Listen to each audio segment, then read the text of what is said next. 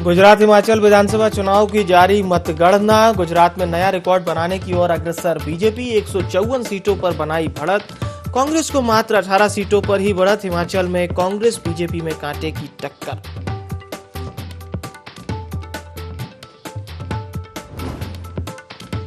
गुजरात में बीजेपी को 152 से ज्यादा सीटों पर भारी बढ़त। गृह एवं जेल मंत्री डॉक्टर नरोत्तम मिश्रा बोले, गुजरात में 7वीं बार परचम लहराने जा रही बीजेपी।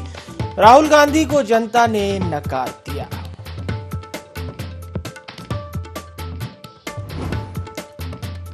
भानु प्रतापपुर विधानसभा उपचुनाव में 6वें राउंड की मतगणना शुरू।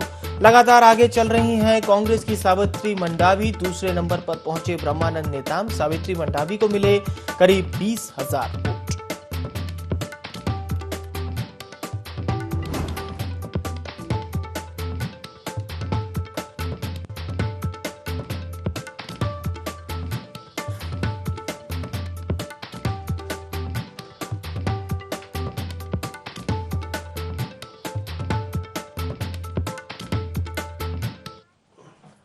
नमस्कार, आप देखना शुरू कर चुके हैं IND 24। आपके साथ मैं हूं विवेक पांडे। तो गुजरात की अगर हम बात करें तो आज गुजरात एक नया रिकॉर्ड बनाने जा रहा है। और गुजरात यदि अपने रिकॉर्ड को बताता तो वो उन 27 सालों की यात्रा का भी वर्णन करता और ये बताने की भी कोशिश करता कि साल 2022 में जिस तरह से आम आदमी पार्टी और कांग्रेस ने जो बड़े दावे किए, जिस तरह से लगातार इन दोनों ही पार्टियों ने ये कहा था कि गुजरात में अब बदलाव होने जा रहा है। कांग्रेस ने तो बकायदा एक घड़ी लगा दी थी अपने प्रदेश कार्यालय के बाहर कि ये देखिए साहब, 24 घंटे की ये घड़ी शुरू हो चुकी है, काउंटिंग करते जाइए, गुजरात में परिवर्तन आ रहा है। सुबह जो तस्वीरें कांग्रेस मुख्यालय से सामने आई वो बड़ी हतप्रभ करने वाली थी। वहां मुख्यालय पर कोई नजर नहीं आया। कांग्रेस को आज चिंतन करना है, लेकिन हिमाचल प्रदेश ने कांग्रेस को बूस्ट करने में कोई कसर नहीं छोड़ी है। हिमाचल प्रदेश जो कि हमेशा हर पंचवर्षीय में सरकारों को बदलता है, कभी कांग्रेस कभी बीजेपी, तो इस बार हिमाचल प्रदेश में वही हालात नजर आ रहे हैं। लेकिन हम साथ ही साथ नजर डालेंगे गुजरात के इस ऐतिहासिक परिणामों पर भी, जो पुराने रिकॉर्ड को तोड़ने के लिए लगातार प्रयास में है। गुजरात में बीजेपी एक नया रिकॉर्ड बनाने जा रही है। तो क्या माना जाए, यह मोदी शाह का जो फैक्टर है वो एक बार फिर से नजर आ रहा है। और चलिए अब शुरुआत करते हैं आज की अपडेट से। देश के प्रधानमंत्री नरेंद्र मोदी आज दिल्ली पहुंचेंगे बीजेपी दफ्तर।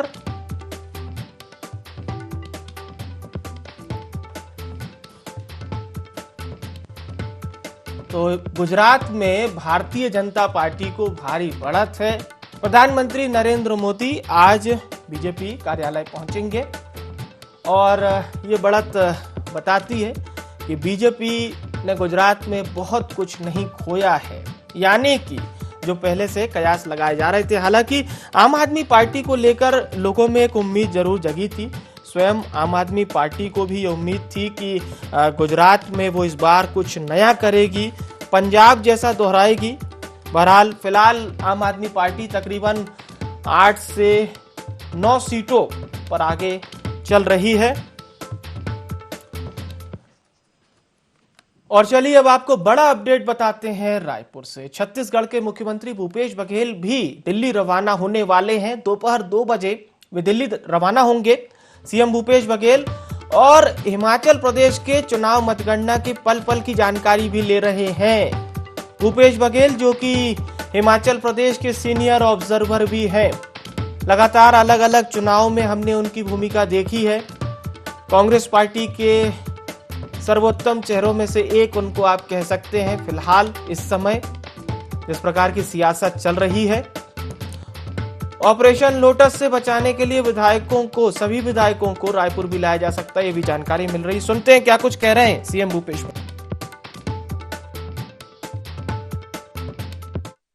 मैं हिमाचल ही जाऊंगा क्योंकि वहाँ पर्यवेक्षक नहीं किया गया है। नहीं, यहाँ तो नहीं लाएंगे, लेकिन हाँ अपने साथियों को तो संभाल के रखना पड़ेगा, क्योंकि भाजपा कुछ भी कर सकती है, किसी से हो जाती है।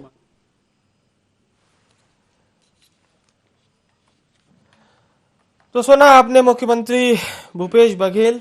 हालांकि उन्होंने ये बात कही है कि यहाँ तो नहीं लाया जा सकता है, लेकिन कहीं ना कहीं भेजने की तैयारी है सभी विधायकों को। और चलिए अब देखते हैं गुजरात में प्रचंड जीत पर क्या कह रहे हैं गृह एवं जेल मंत्री डॉक्टर नरोत्तम मिश्रा। कहा कि बीजेपी की गुजरात में प्रचंड जीत हो रही है। पीएम मोदी का उन्होंने मतलब बताया है गुजरात और देश का स्वाभिमान। इसके साथ ही साथ कई अन्य मुद्दों पर भी उन्होंने बयान दिया है। बहरहाल गुजरात में जिस प्रकार के अभी जो रुझान है, जिस प्रकार से बढ़त बनाए हुए है बीजेपी, उससे बीजेपी के नेता जरूर गदगद नजर आ रहे हैं।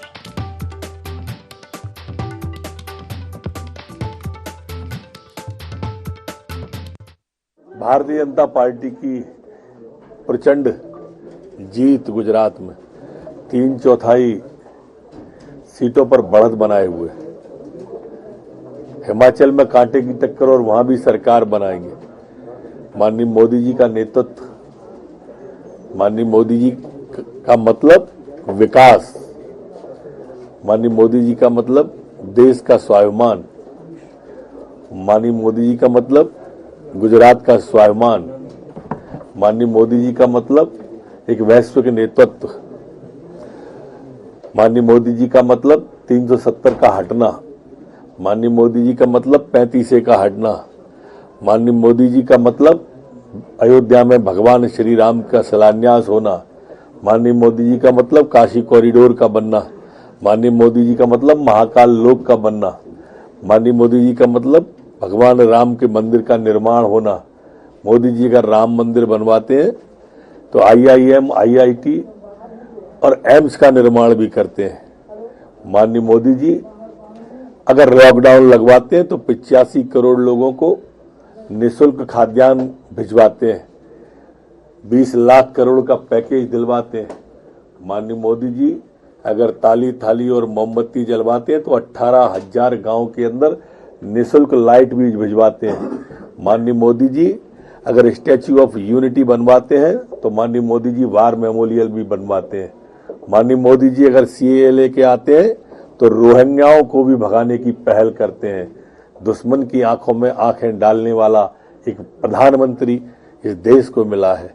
अनेकता में एकता, अनेक कार्यक्रम लिए हुए अगर कोई व्यक्तित्व है तो माननीय मोदी जी हैं। और इसलिए प्रचंड जीत 7वीं बार 27 साल के से लगातार आ रही 32वीं साल की ओर जा रही यह जीत माननीय मोदी जी को समर्पित है। ये विवादास्पद लेखिका जो फरहत खान है, उनको पूना में गिरफ्तार किया गया है। अस्पताल में डायलिसिस करा रही थी, वहां उनको कागज भी सौंप दिया है वो। और जो दूसरी किताब की एक उनकी आई थी, उसकी भी जांच शुरू कर दी है। अगर वो पाई जाती है, उसके विवादास्पद कंटेंट मिलते हैं तो इसके साथ जोड़ दिया जाएगा। पूरी ऊर्जित है माननीय मोदी जी के नेतृत्व में, और गुजरात के परिणाम को ही मध्य प्रदेश दोहराएगा। गुजरात जैसी जीत मध्य प्रदेश में भी भारतीय जनता पार्टी की होगी। तो फिलहाल गुजरात में जो परिणाम सामने आ रहे हैं उससे बीजेपी गदगद है, जो कि आपने नेताओं के बयानों में भी सुना। चलिए अब हम चर्चा को शुरू करते हैं। खास मेहमान हमारे साथ चर्चा में शामिल हो चुके हैं। सबसे पहले ब्रज गोपाल लोया जी हमारे साथ जुड़ चुके हैं, नेता हैं मध्य प्रदेश भारतीय जनता पार्टी के। पवन पटेल साहब हमारे साथ जुड़ चुके हैं, महामंत्री हैं मध्य प्रदेश कांग्रेस के। मिनाज आलम जी हमारे साथ जुड़ चुके हैं, प्रदेश मीडिया प्रभारी हैं आम आदमी पार्टी से। और मध्य प्रदेश के वरिष्ठ पत्रकार योगीराज योगेश साहब भी हमारे साथ जुड़ चुके हैं। सभी मेहमानों का बहुत स्वागत है। चर्चा की शुरुआत ब्रज गोपाल जी आप ही से। आपकी पार्टी तो ऐसा सुनने में आ रहा है कि गुजरात में एक नया रिकॉर्ड आप लोग बनाने जा रहे हैं। हिमाचल प्रदेश अपेक्षाकृत वो प्रदर्शन नहीं कर पाया जो आप लोग उम्मीद कर रहे थे। बहरहाल गुजरात के लिए प्रारंभिक बधाई। फिर हम पवन पटेल साहब के पास लौटेंगे।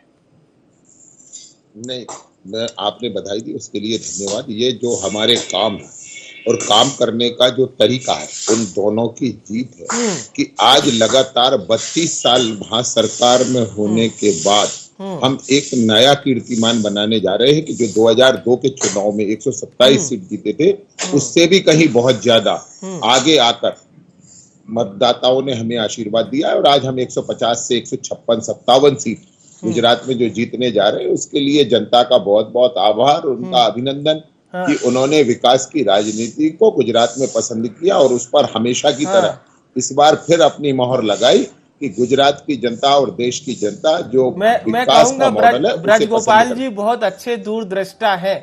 अभी तो हम 27 कह रहे थे, ब्रज गोपाल जी ने 32 पहले ही जोड़ दिया। नहीं, देखिए मैं आपको फिर से बताऊं, 1990 में पहली बार जनता नहीं, मैं लगातार की बात आप कर रहे हैं ना, लगातार तब से सत्ता में है, लगातार हैं 1990 से अभी तक कांग्रेस कभी वहां सरकार में नहीं आई। चिमनभाई पटेल व कांग्रेस के आखिरी मुख्यमंत्री। मैं आपसे फिर निवेदन कर रहा हूं कि 1990 से 1995 तक जी हमारी जनता दल के साथ सरकार की और 1995 से आज तक निरंतर सरकार है। और देश में अब ज्योति बसु की जो वामपंथ की सरकार थी पश्चिम बंगाल में, उसके रिकॉर्ड को हम तोड़ देंगे और 37 साल की सरकार होगी। अभी 34 साल। चलिए बीजेपी के भी रिकॉर्ड को रखेंगे तब भी बड़ा रिकॉर्ड है आपके पास। बीजेपी के भी रिकॉर्ड को रखेंगे तब भी बड़ा रिकॉर्ड। नहीं, एक और बात है, सबसे खास है केवल रिकॉर्ड कुछ महत्वपूर्ण नहीं होता। हमारी सरकार के दौरान लगातार 32 वर्षों में गुजरात में परिवर्तन आया या नहीं आया, के लोगों के जीवन स्तर में सुधार हुआ, ये सब बहुत महत्वपूर्ण है। गुजरात को पूरी दुनिया में एक नई पहचान मिली। गुजरात देश का एक नया औद्योगिक हब बना। ये सब बड़ी चीजें हैं। और इस बार तो खासतौर से बहुत खास बात यह है कि जो परंपरागत सीटें थी जो हम कभी 1947 से आज तक कभी चुनाव में नहीं जीते हैं, वो सीटें भी खास तौर से उसमें जो हमारे आदिवासी अंचल की सीटें हैं जो भारतीय जनता पार्टी जीती है, ये और बड़ी प्रसन्नता की बात है कि हमने अपना जनाधार भी बढ़ाया है और जनाधार का क्षेत्र भी बढ़ाया। चलिए ठीक है, मैं पवन जी के पास लौटता हूं। पवन जी, आपके पास भी कहने के लिए बहुत कुछ होगा, लेकिन मैं उस घड़ी का जिक्र करूंगा जिसका जिक्र आज देश में सब कोई कर रहे हैं। गुजरात के कांग्रेस मुख्यालय पर वो घड़ी लगी थी, परिवर्तन बता रही थी। अब कुछ घंटे उस घड़ी को बताने में बचे हैं। बहरहाल परिवर्तन तो नहीं आया सर गुजरात में जो आप लोग सोच रहे थे। नहीं, देखिए, जो भी भारतीय जनता पार्टी के लोग बोल रहे हैं कि विकास की जीत है, बड़ी बड़ी डीगे हाँक रहे हैं उसकी जीत है, जो काम किया उसकी जीत है, तो मुझे लगता है कि हिमाचल प्रदेश भी इसी देश का हिस्सा है और आसपास जितने राज्य हैं जहां पे उपचुनाव हो रहे हैं वो भी इसी देश का हिस्सा है। उन सभी देश के हिस्सों के प्रधानमंत्री आदरणीय नरेंद्र मोदी जी हैं।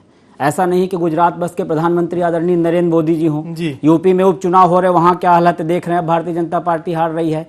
जो छत्तीसगढ़ में हो रहे हैं, राजस्थान में हो रहे हैं, दिल्ली में क्या हालत हुई अच्छी तरह से दिखा है। तो मेरा मतलब यह है कि बहुत ये जो बोल रहे हैं कि डेवलपमेंट या विकास का चुनाव नहीं है, ये चुनाव किसी न किसी मैकेनिज्म का है जिस मैकेनिज्म पे भारतीय जनता पार्टी सफल होती जा रही है और मैनेजमेंट का चुनाव है ये। अगर ये विकास का चुनाव होता तो अनगिनत ऐसी चीजें हैं कि जो विकास के नाम पे किया ही नहीं कभी उन्होंने।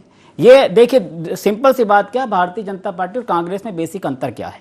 कांग्रेस पार्टी और भारतीय जनता पार्टी अपनी अपनी नीतियों के हिसाब से काम कर रही हैं। कुछ नीतियां, कुछ पॉलिसी ऐसी होती है जिसके साथ आदमी समझौता नहीं कर सकता है, और कुछ पार्टियां ऐसी होती हैं जो अपने लक्ष्य के लिए किसी भी तरह के समझौते कर सकता है। ये बेसिक अंतर भारतीय जनता पार्टी और कांग्रेस पार्टी में है। मैं कहता हूं कि भारतीय जनता पार्टी जीत गई। अगर सचमुच का ये जनादेश उनको मिला है तो मैं तो बधाई देता हूं उनको, लेकिन क्या ये सचमुच का जनादेश है? कैसा जनादेश है? हम कहते हैं कि एक समय प्याज से सरकारें बदल जाया करती थी। आज अगर हम कांग्रेस पार्टी के नहीं हैं, इस देश के वासी हैं, इस देश के नागरिक हैं, तो हमारा फर्ज बनता, आपका फर्ज बनता, हर व्यक्ति का फर्ज बनता है कि हमें कहीं ना कहीं आत्मचिंतन, आत्ममनन करना चाहिए कि ऐसी क्या मैकेनिज्म काम कर रहा है कि घड़ी बनाने वाली कंपनी को पुल बनाने का काम दे दिया जाता है और वो गिर जाती है, उसके बाद भी जीत जाते हैं। मंत्री का बेटा गाड़ी चढ़ा देता है, उसके बाद भी जीत जाते हैं। हमारे देश के प्रधानमंत्री आदरणीय नरेंद्र मोदी जी बोलते हैं 2 करोड़ रोजगार देंगे और फिर नहीं देते, फिर भी जीत जाते हैं। कौन सा मैकेनिज्म मेरा समझ में नहीं आ रहा, कौन सा मैकेनिज्म? कांग्रेस इसलिए हार रही है। इसी बात से हम लौटेंगे। तो गुजरात और हिमाचल प्रदेश में विधानसभा चुनाव की मतगणना जारी है। इस मतगणना पर मध्य प्रदेश के गृह एवं जेल मंत्री डॉक्टर नरोत्तम मिश्रा ने कहा है कि बीजेपी गुजरात में 7वीं बार जीत का परचम लहराने जा रही है। उन्होंने कहा कि जनता ने राहुल गांधी को नकार दिया है। इन्हीं सभी मुद्दों पर गृह एवं जेल मंत्री डॉक्टर नरोत्तम मिश्रा से खास बातचीत की हमारे संवाददाता संदीप मिश्रा ने। गृह मंत्री डॉक्टर नरोत्तम मिश्रा जी हमारे साथ हैं। सर, आज नतीजे आ रहे हैं गुजरात के, हिमाचल के, कैसे उम्मीद रखते हैं? मेरी मान्यता है कि रिकॉर्ड सारे के सारे टूट जाएंगे आज, और 2/3 बहुमत से ऊपर मैं पहले कह रहा था 3/4 के पास न पहुंच जाए, कोई अचंभा नहीं है। कांग्रेस पार्टी यहाँ अभी भी कहीं न कहीं कांग्रेस कहती है कि सारे जो दावे हैं, जो एग्जिट पोल आए, वो सारे झूठे होंगे, शाम तक नतीजे देखिए। देखो आप झूठे हो रहे हैं ना, 77 से 27 भी नहीं बची हैं, ये हो रहे हैं झूठे। क्या वो भी सही रहे कि हम भी सही रहे, परिणाम देखो आप, सिर्फ आप भाव देखिए। वो जो कह रहे हैं ये पदयात्रा जो निकाली थी ना सड़क पर, पूरी कांग्रेस आ गई सड़क पर, वो दिल्ली में 2 अंकों पे नहीं आ पाए। हिमाचल भी साफ हो रहा है उनका, और ये भी साफ हो रहा है। आप जिस सीट में थे वहां की क्या आपको पलटा हो गया, पलटा पहले कांग्रेस की साथ थी, हम भाजपा की साथ आ गए। तो गृह मंत्री जी को पूरी उम्मीद है कि जिस प्रकार से उन्होंने दावा भी किया है कि गुजरात में भी भारतीय जनता पार्टी 7वीं बार जीत का परचम लहराएगी, और हिमाचल में भी कुछ इसी तरह से उम्मीद रहेगी। वीडियो जर्नलिस्ट रवि राजपूत के साथ संदीप मिश्रा, इंडिया 24 भोपाल।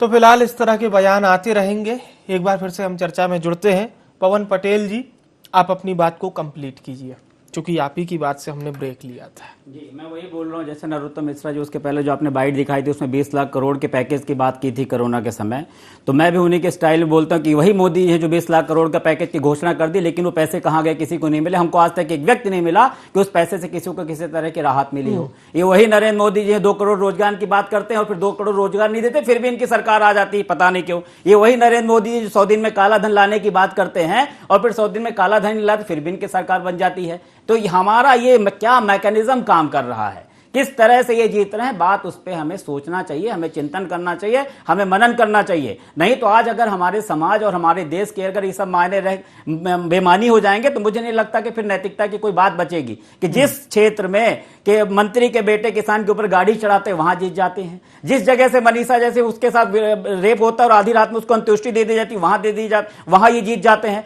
तो मैं कहता हूं कि क्या ये सब मायने भी आज आम जनता के लिए नगण्य होते जा रहे हैं, इन सब मायनों की कोई मतलब नहीं होता जा रहा है। मैं तो सिर्फ इतना कह रहा हूं कि भारतीय जनता पार्टी अपना एक लक्ष्य बनाकर चल रही, उस लक्ष्य के लिए नैतिक अनैतिक कोई भी कार्य करने से भारतीय जनता पार्टी को किसी तरह की गुरेज नहीं होती है। और माननीय मोदी जी ने इतना सभा किया वहां पे गुजरात में, और सबसे जो मार्मिक एक अपील की है कि हमारा प्रधानमंत्री जी हैं और उनका गृह जिला है, इसलिए उन सब का उस मैकेनिज्म की जीत है। ये बस मैं इतना कहना चाहता हूं। चलिए ठीक है।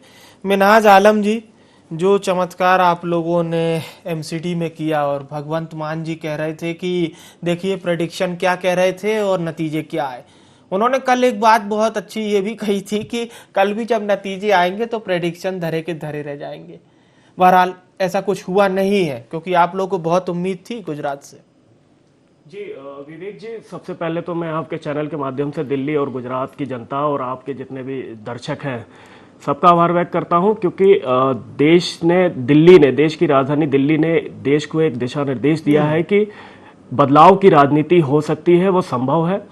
और आप देख रहे हैं कि गुजरात में हम पहले ही चुनाव में 6 से 7 सीटें आप अभी दिखा रहे हैं मीडिया चैनल पे, मीडिया के साथ ही दिखा रहे हैं। ये बढ़ भी सकता है ये आंकड़ा। ये बहुत बड़ा मैंडेट है, बहुत प्यार और स्नेह गुजरात की जनता ने हमें दिया है, हम पे भरोसा दिखाया है और इसको हम बरकरार रखेंगे।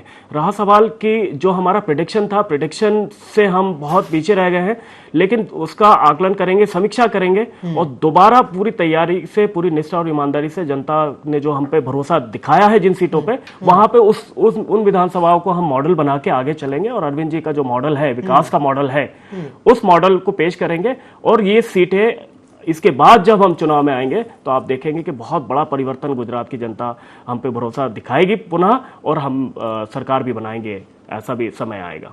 चलिए ठीक है, मैं योगीराज जी की ओर लौटता हूं।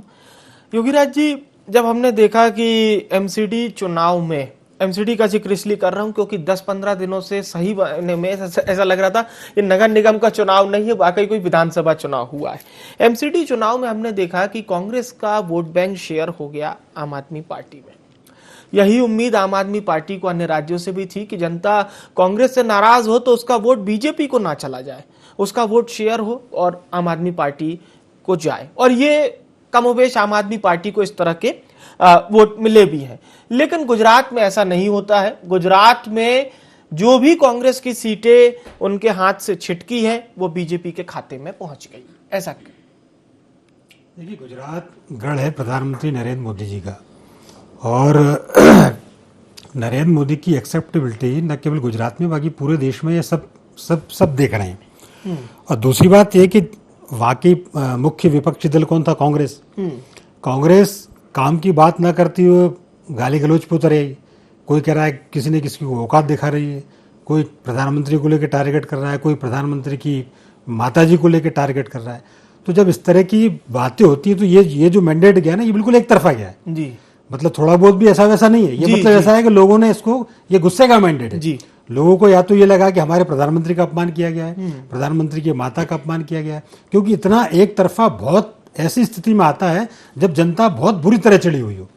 मतलब बीजेपी को भी उम्मीद थी और सारे मीडिया में भी ये था, लेकिन इतना नहीं था कि 150 के आसपास और ऊपर तक पहुंच जाएंगे।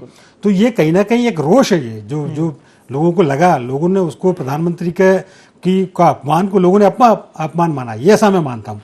और इसीलिए इतना तगड़ा मैंडेट गुजरात को मिला है।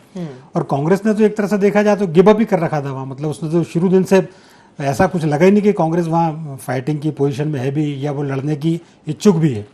तो बिल्कुल एक तरफा क्लीन स्वीप एक तरह से कह सकते हैं, बीजेपी ने सारी पार्टी को हवा किया।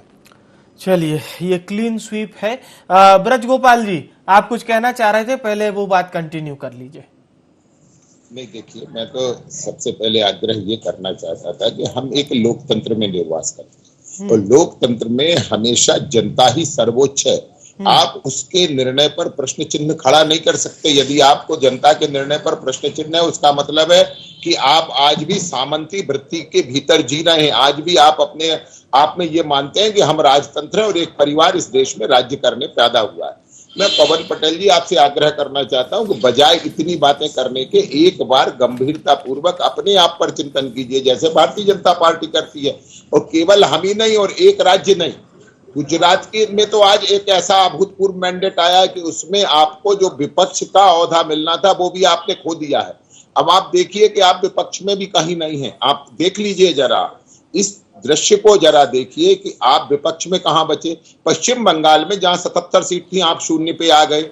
जिस दिल्ली में 15 साल लगातार आपकी सरकार थी, वहां आप शून्य पर आ गए। जिस एमसीडी की आप अभी बात कर रहे हैं, तो एमसीडी में पिछली बार आपके पास 31 सीट थी, इस बार 7 बची। गुजरात में आज आपके पास बचा क्या है? अब आप किसी को भी दोष देने के बजाय अपने आप को दोष दीजिए, उन नेताओं को दोष दीजिए जो प्रधानमंत्री नरेंद्र मोदी की लोकप्रियता से सीखने की बजाय उन्हें गाली बकने का काम करते हैं। ये किसने किया था? हमने भेजे थे क्या आपके नेताओं को कि जाकर नीच कहिए, औकात कहिए, रावण कहिए? ये जो आपकी असफलताएं हैं, इनको थोड़ा सा इन पर विचार करिए। मैं एक बात और बताता हूं आपको कि कांग्रेस पार्टी इस समय इस स्थिति में है कि वो जहां से रिप्लेस होती है वहां विपक्ष की भूमिका में भी नहीं बच रही है। तो ये स्थितियां क्यों हैं? जबकि केवल आप भारतीय जनता पार्टी और नरेंद्र मोदी जी को टारगेट करते हैं, झूठे आंकड़े जनता में प्रचारित करने की कोशिश करते हैं, और यही आपकी हार और पतन के कारण है।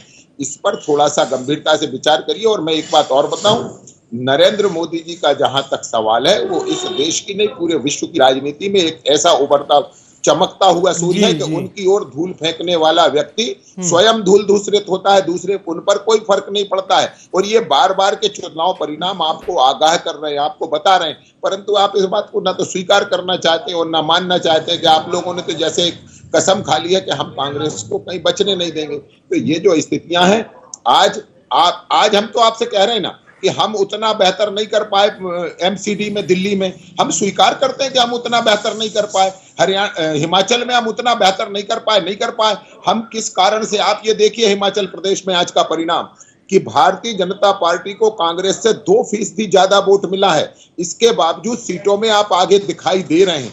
तो हम अपना विश्लेषण करेंगे कि हमसे ऐसी क्या कमी रह गई, हम में ऐसी क्या गलती थी कि जनता ने सीटों के मामले में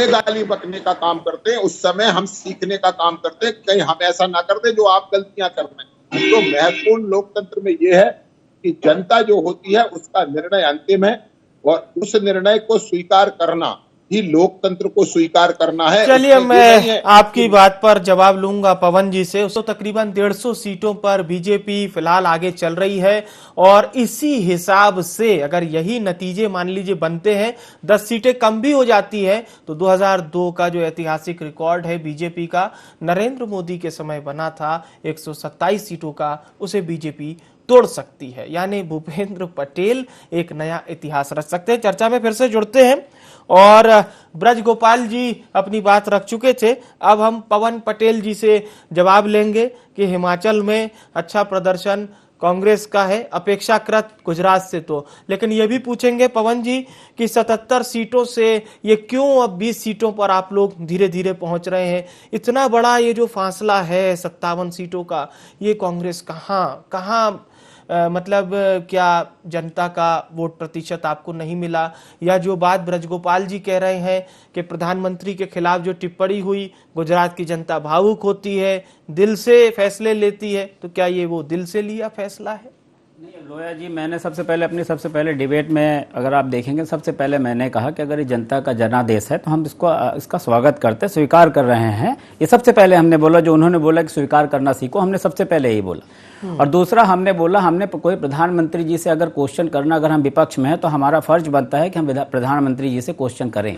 अगर उन्होंने जो बातें करके आई थी, जो वादे करके सत्ता में आए थे, तो अगर उन वादों को पूरा नहीं करे तो हमारा फर्ज बनता है कि हम उन वादों को पूछें। और अगर इस वादों को पूछने के कारण ये माना जाए कि हम प्रधानमंत्री जी से क्वेश्चन कर रहे हैं, उनसे सब लोग इमोशनल इतने अटैच है कि हमें नहीं बोलना चाहिए, जैसा बोले वैसा मान लेना चाहिए, तो ये हमें नहीं लगता कि कहीं से सही है। अगर हम सच एक एक्चुअल लोकतंत्र यही होता है जिसमें विपक्ष को भी उतनी ताकत दी जाए। ये अलग बात है कि भारतीय जनता पार्टी का मोर्तो, उसकी नीति ऐसी थी कि विपक्ष विहीन उनको सत्ता चाहिए। मतलब आप आलोचना कर रहे थे प्रधानमंत्री? बट भी आलोचना कर रहे थे। आलोचना मैं तो डांके की चोट पे बोल रहा हूँ। ब्रजगोपाल जी, वो सिर्फ आलोचना थी, आप लोग उसको गलत ना ले। हमारा फर्ज, मैं तो जिस साहब से ये पूछ रहा हूँ कि क्या मैं कह रहा हूँ कि क्या हमारा पूछना फर्ज नहीं बनता है कि हर आलोचना का हम स्वागत करते हैं। लोकतंत्र में आलोचना का स्वागत होना चाहिए, परंतु लोकतंत्र में गाली गलौज के लिए कोई स्थान नहीं होना चाहिए। गाली गलौज 2002 से 2022 तक लगातार नहीं होना चाहिए जा रही है, और उन्हीं गाली गलौज के कारण आज नरेंद्र मोदी जी का कद और पद इतना बड़ा हुआ है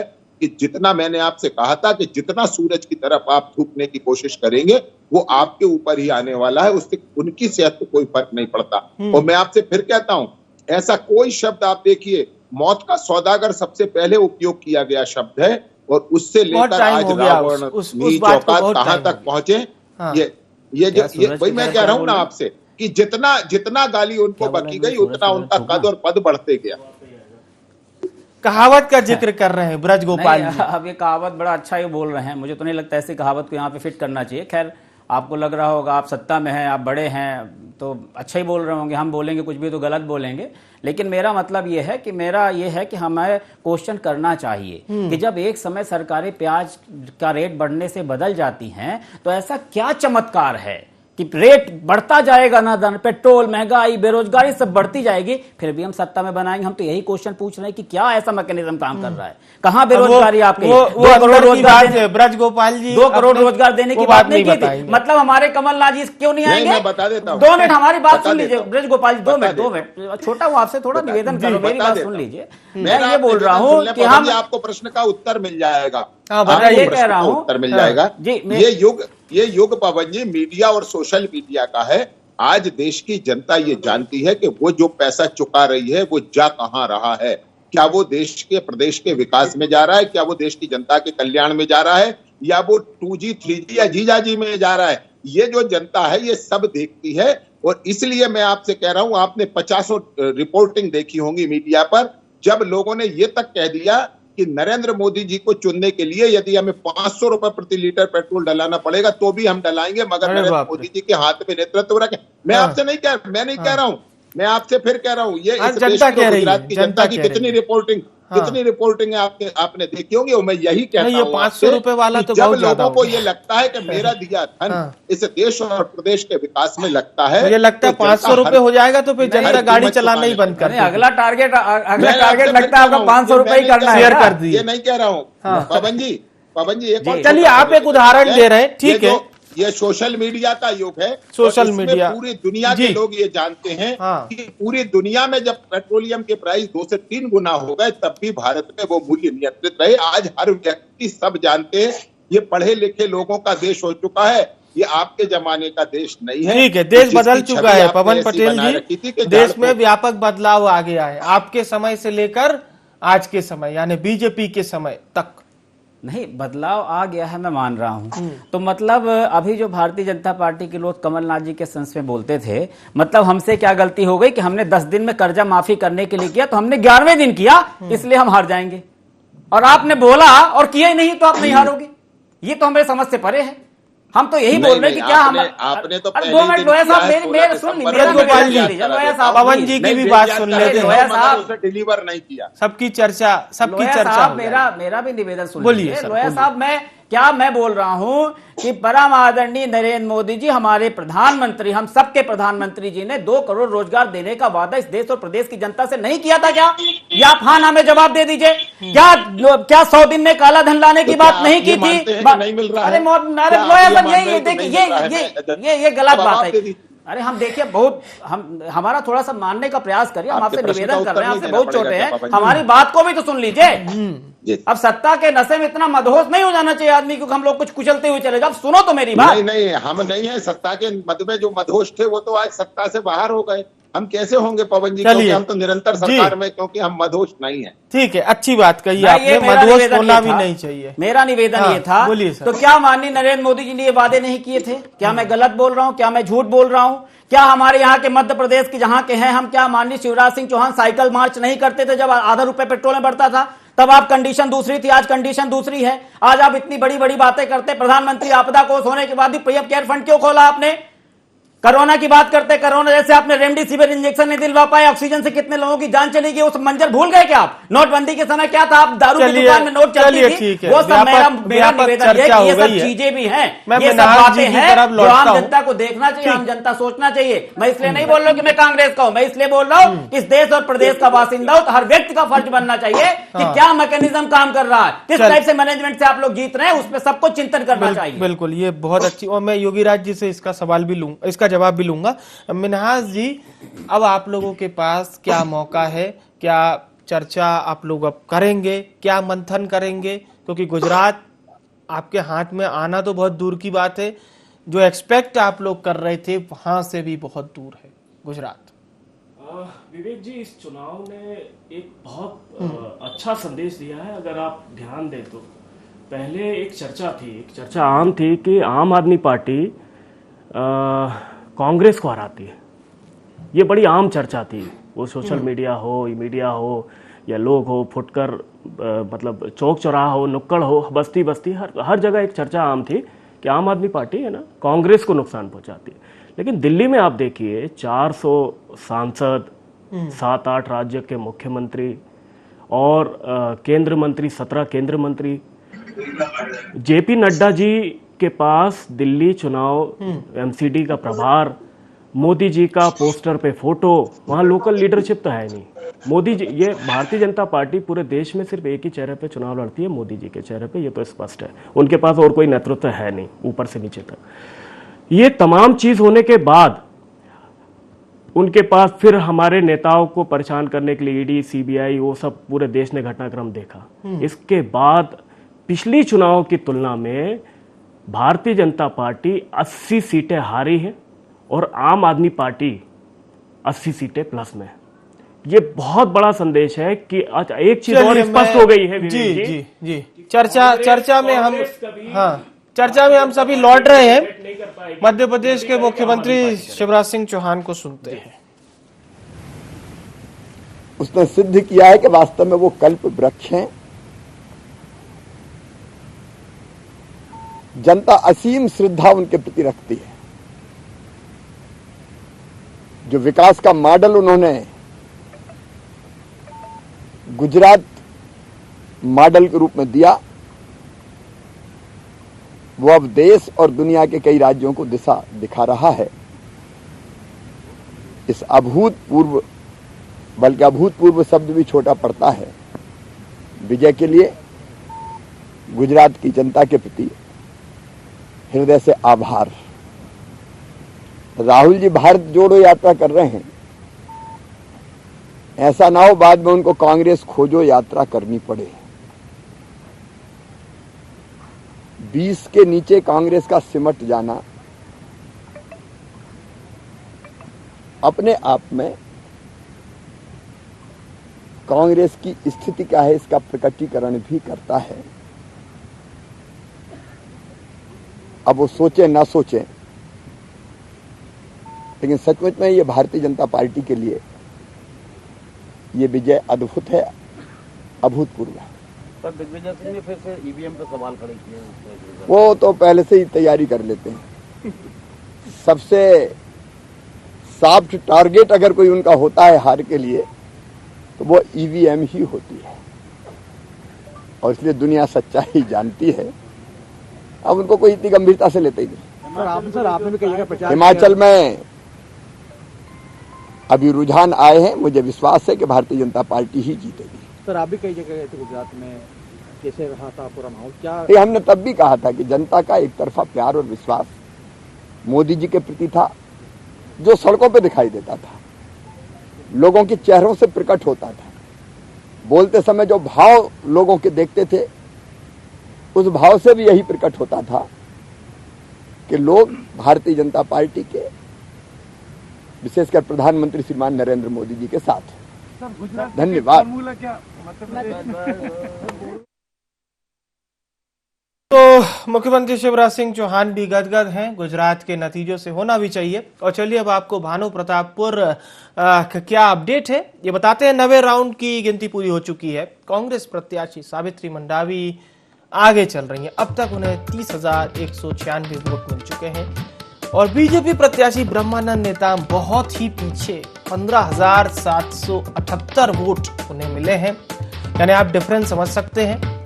वहीं अगर हम बात करें अकबर कोर्राम की तो उन्हें फिलहाल ब्रह्मानंद नेताम से भी कम वोट मिले हैं, यानी कि जो लगातार कयास लगाए जा रहे थे भानु प्रतापपुर में कांग्रेस की जीत को लेकर, फिलहाल वो सही साबित होते हुए दिखाई दे रहे हैं।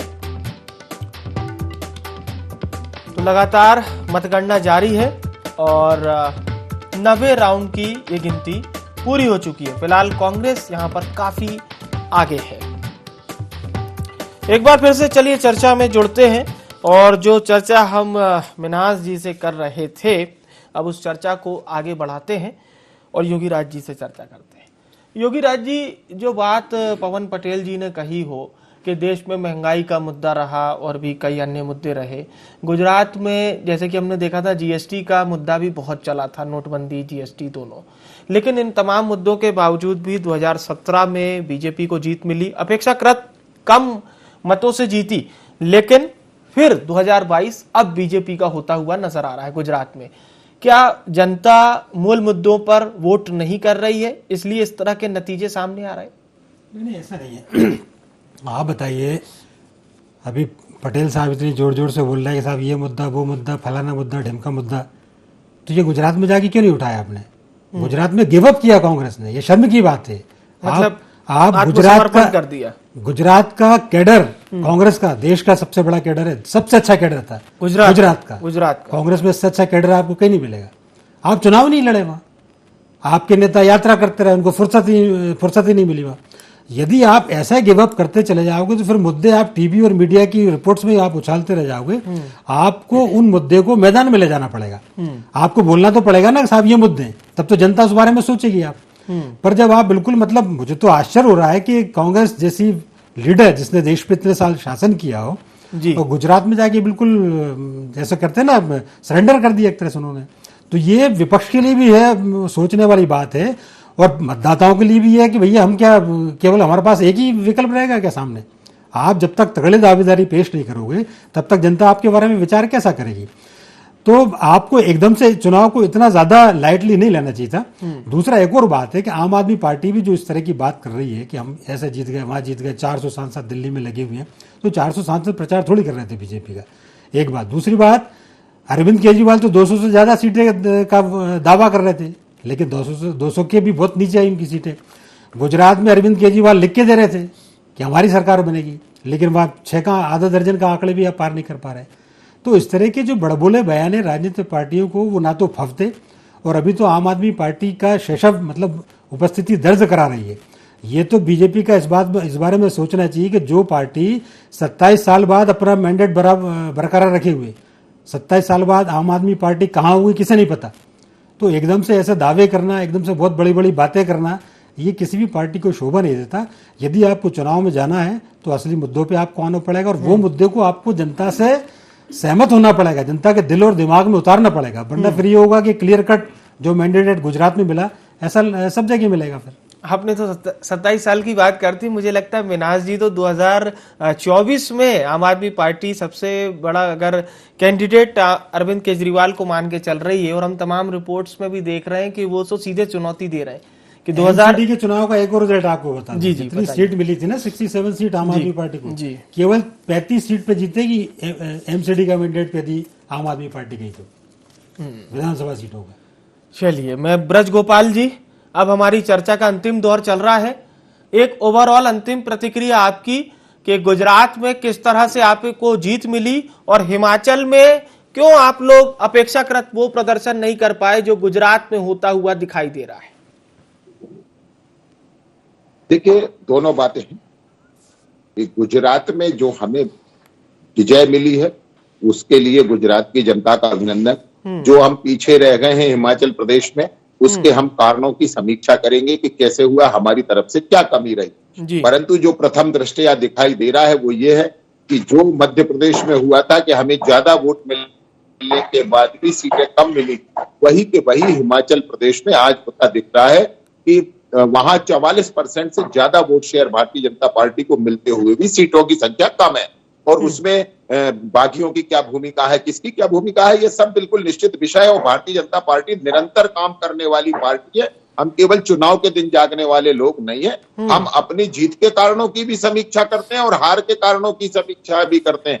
और हम तो गुजरात में जो सीट हारे हैं उनकी भी समीक्षा करेंगे कि हम ये भी किस तरह जीत सकते थे, क्योंकि एक राजनीतिक दल के नाते ये हमारी जिम्मेवारी है कि हम जनता की आकांक्षा और अपेक्षा पर खरा उतरे। और निश्चित यदि वो हम कर पाएंगे तो जनता हमारे साथ लगातार बनी रहेगी। और गुजरात ने आज ये सिद्ध कर दिया है कि भारतीय जनता पार्टी की जहां जहां सरकारें बनती हैं वहां वहां बार बार सरकारें बनती हैं, क्योंकि हम जो कहते हैं वही करते हैं, इसलिए जनता हमें पसंद करती है। अच्छा, अब मैं कठिन सवाल आपसे पूछ लूं।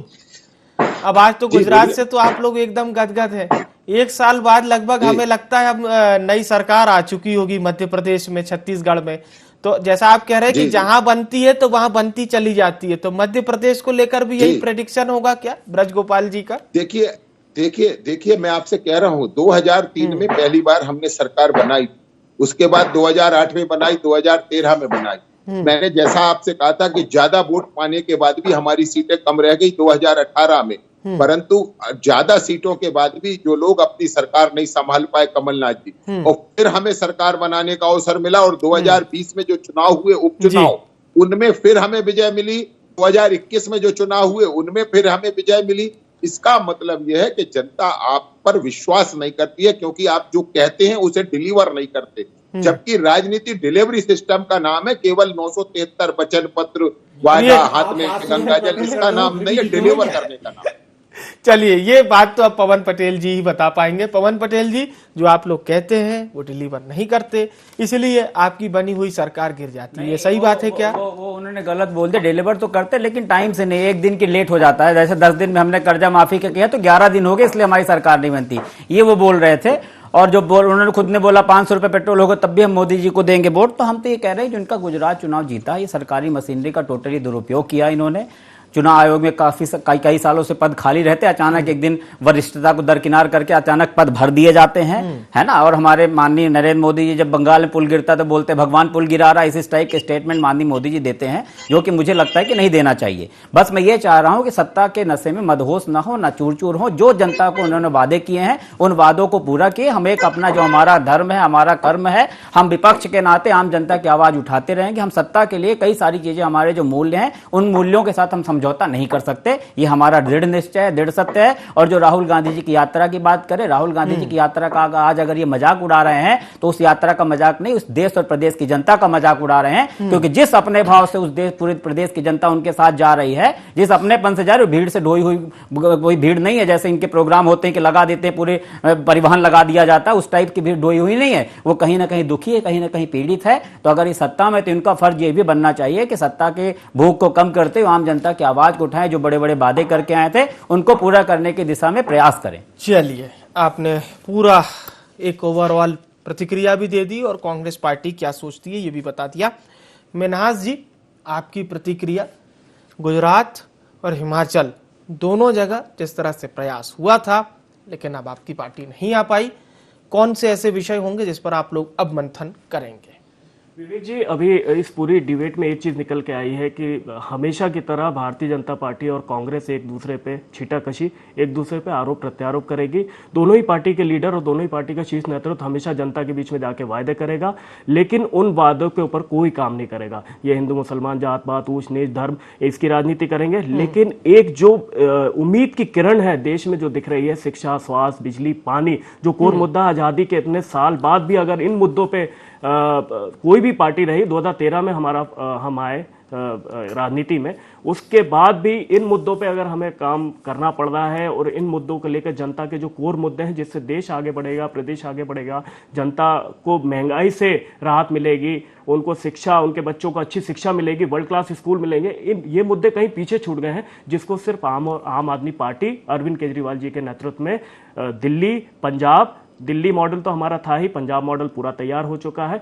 और जहां भी अभी गुजरात की जनता ने जो हमें मैंडेट दिया है, जितने प्रतिशत भी वोट है, अभी मुझे आंकड़े सही नहीं मालूम, मुझे लगता है 15-16% वहां भी हमें वोट मिला है। और 6 से ज्यादा, 6 या 7 भी सीट हो सकती है वहां विधायक। तो हम उन विधानसभाओं को एक मॉडल की तरह प्रस्तुत करेंगे और फिर पूरी ताकत से, और इसकी समीक्षा भी करेंगे कि कहां हमसे गलती हुई है, और उस समीक्षा के आधार पर हम फिर से दृढ़ संकल्प लेके जनता जनार्दन को राहत देने के लिए, उनको अच्छी शिक्षा, स्वास्थ्य, बिजली, पानी, इन मुद्दों को लेकर फिर से जमीन पे, धरातल पे जाएंगे। और निश्चित रूप से मुझे पूरा विश्वास है कि देश की जनता इन दोनों ही पार्टी से मोह भंग हो चुका है। एक टाइम ऐसा आएगा, वो बहुत जल्दी है, वो अनकरीब है, क्योंकि आप देख रहे हैं कि 9 साल हुए हैं आम आदमी पार्टी को और इतना प्यार मिल रहा है देश में। जहां भी जा रहे हैं हमें कुछ ना कुछ हासिल हो रहा है। गोवा में भी हमारे 2 विधायक जीत के आए हैं, ये बहुत बड़ा संदेश है। तो निश्चित रूप से आम आदमी पार्टी ही विकल्प बन के आएगी। मैं योगी राज जी, आपसे सर आज के नतीजों पर आपकी ओर से एक प्रतिक्रिया। देखो साहब, बहुत बढ़िया रिजल्ट है और सब खुश हो सकते हैं, ऐसा रिजल्ट है। हिमाचल को लेके कांग्रेस प्रसन्न हो सकती है, गुजरात को लेके तो फिर बीजेपी प्रसन्न है ही, एमसीडी को लेके आम आदमी प्रसन्न है, और 6 सीट आ गई तो ये भी प्रसन्न है। तो बढ़िया नतीजे, सबका भला हो गया।